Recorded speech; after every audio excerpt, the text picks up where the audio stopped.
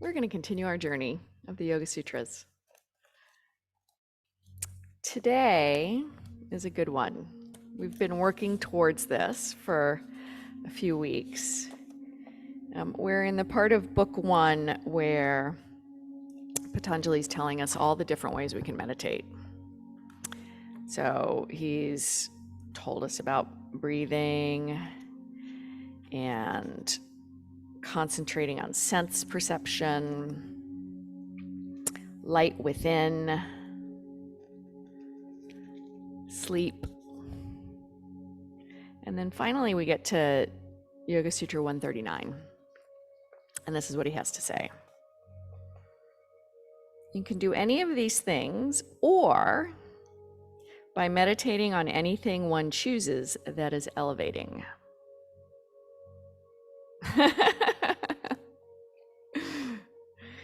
So he teaches us all these methods, and then he says, or you can do it on anything you want to as long as it's elevating, which I think is kind of how all of this teaching works.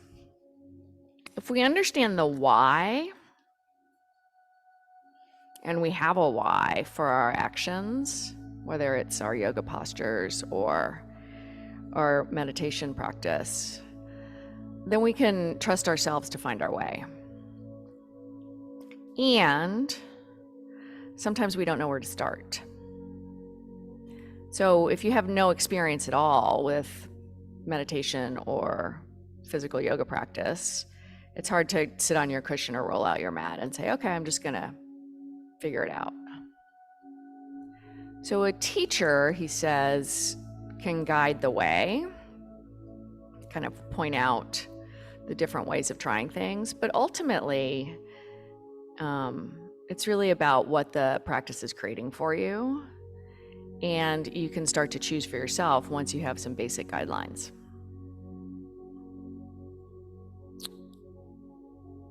The way this has worked for me is I've taken practice from many teachers. I read books.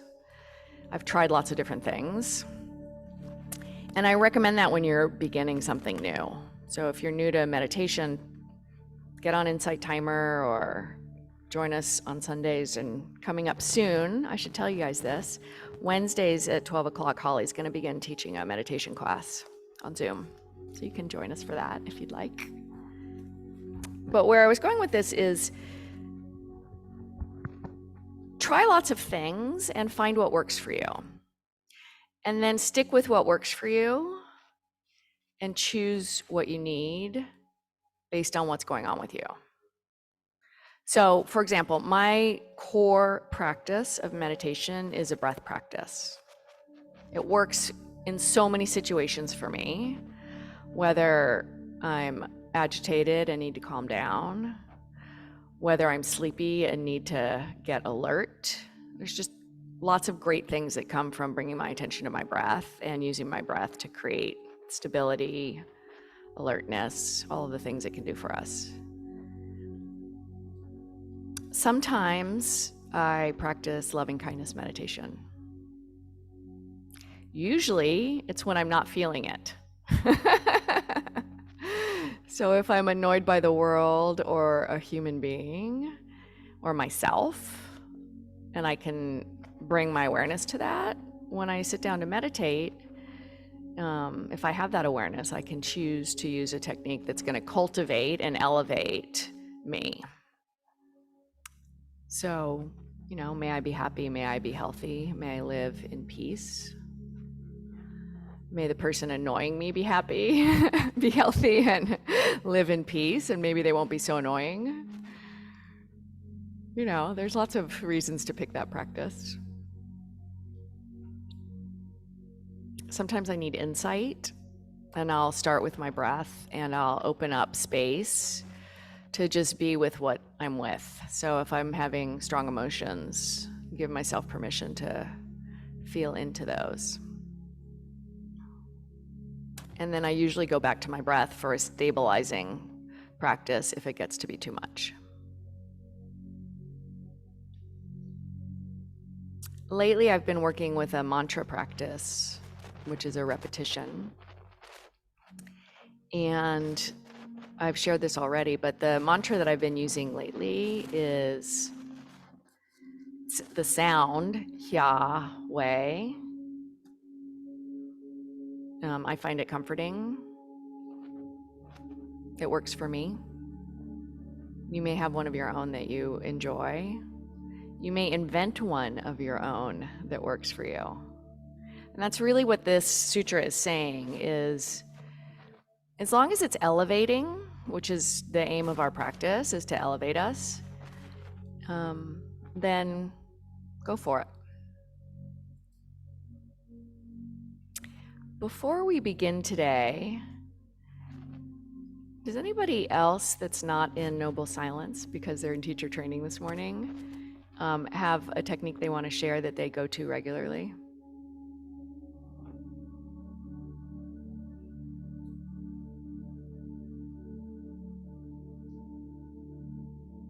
All right, so I'm going to invite you to do that today, whether you're new to this practice or you've been doing it for a while. I know that each of you has done some meditating, so you have some technique. The breath is always there. So I'm going to invite us into the practice, and I'm going to give some guidance to keep you alert and present, but I'm not going to do a lot of leading of the meditation today. To begin, create your posture.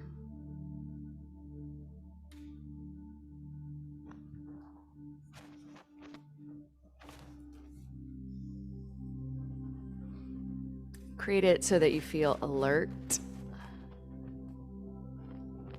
and relaxed.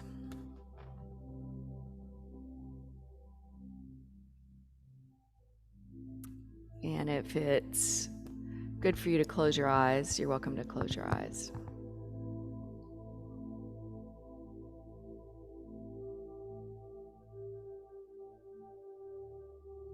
Sense into your foundation.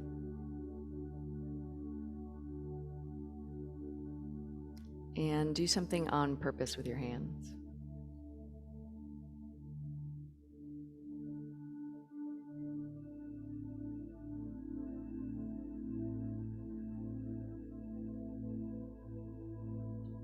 I always start with my breath, even if I'm planning to use another technique.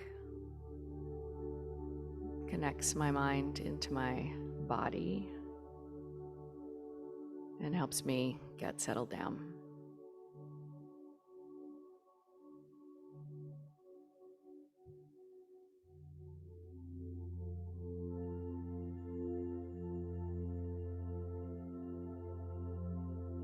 And once you feel settled, begin your practice.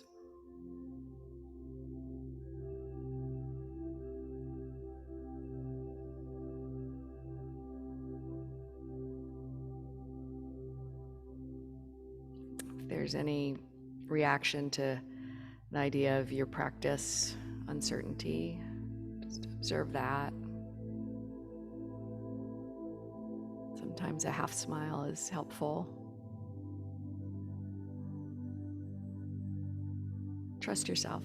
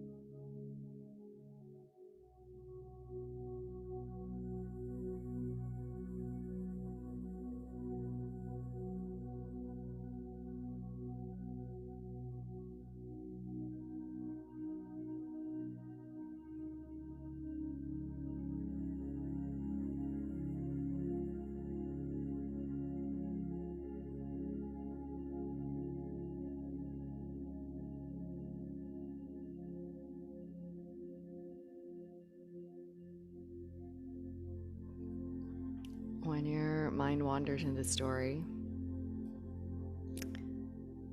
Half smile. Begin again.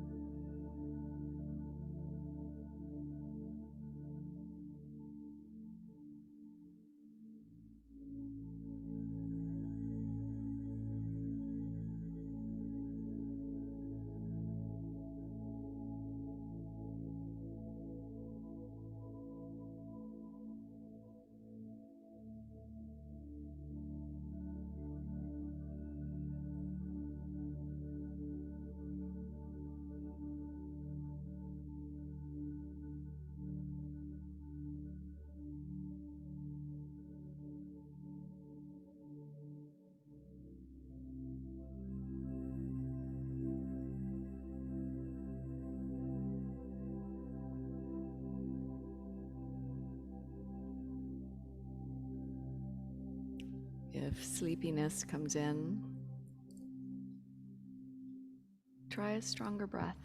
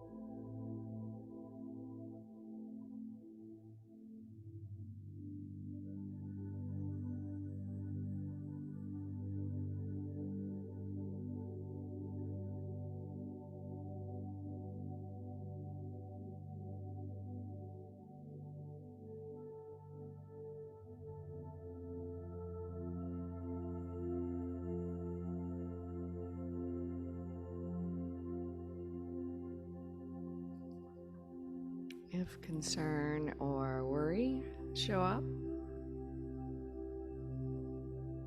direct your mind to something elevating.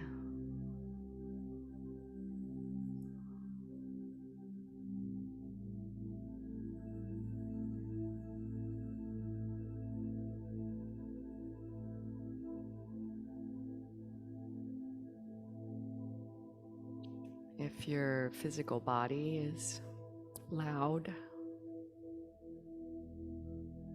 change your posture, create more ease.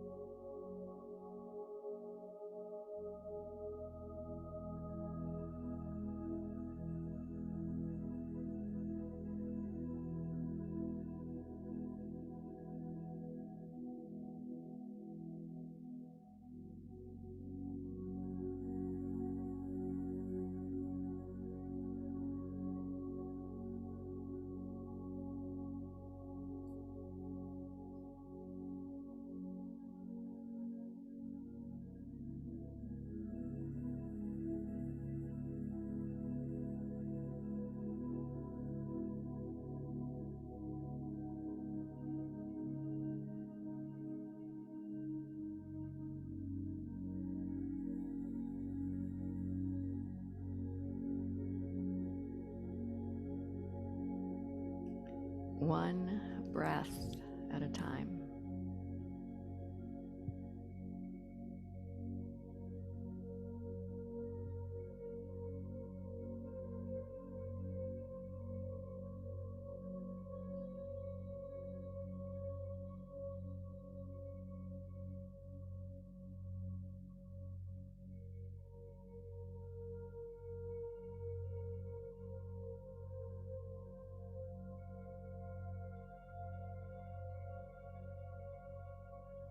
Like you're training a puppy, be patient, be gentle.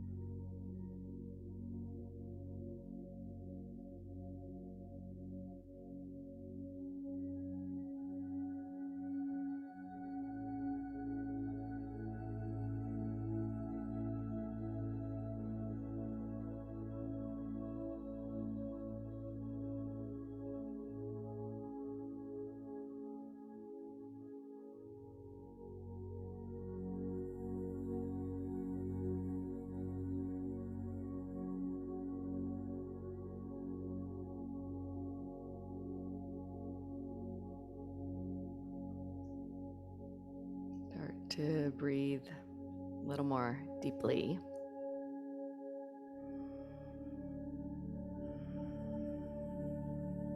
Take a nice big full breath.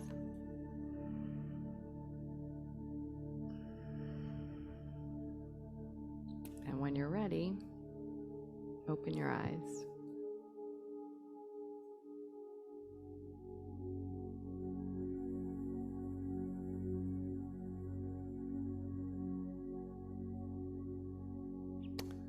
The teachers of this practice, longtime teachers that I've studied with, the way they have learned to teach is by doing the practice and studying with teachers.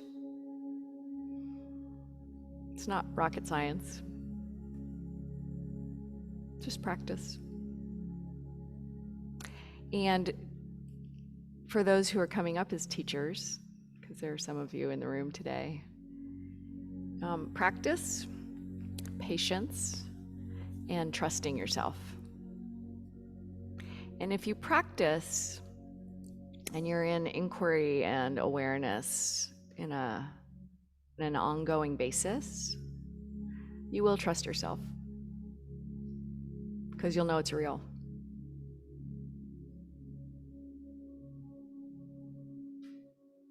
Any questions or comments?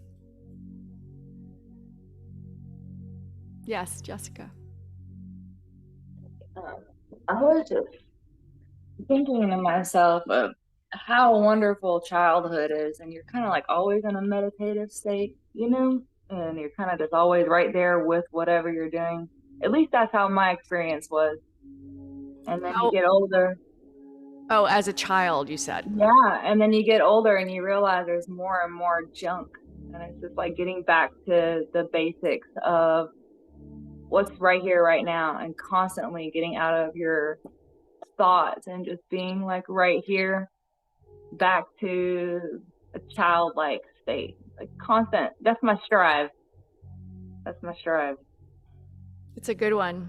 And it echoes some of what we've been talking about in teacher training, right? Just thinking about the young child who's fearless to get up and dance or sing or perform, and then something happens to us and we try to do teacher training and we're like really worried and have all this concern about, are we doing it right? And we're trying to shed that again, just like you said, just get back to our natural state, which is usually very free and trusting and without worry. And this practice teaches us that. We start to see how we think and we're like, oh, worry. Oh, ruminating, instead of listening or seeing what's right in front of us. All right, well, I hope you guys have a wonderful day. I know that there are 8 people on this meditation this morning that are going to have a wonderful day. They are graduating from a lot of hard work, and they will be sharing yoga and hopefully mindfulness with other people soon. Congratulations. Yes, congratulations. That's great. Sorry about no camera. My laptop wants to use the phone camera for some reason, and I keep saying no. No, don't do it. Well, we feel your presence and we're glad you're here. Me too. Thanks. Congratulations too. I know the feeling very well. Trust yourselves. Right? Have a great day, y'all. Thank you. What a process. Thank you, Kate.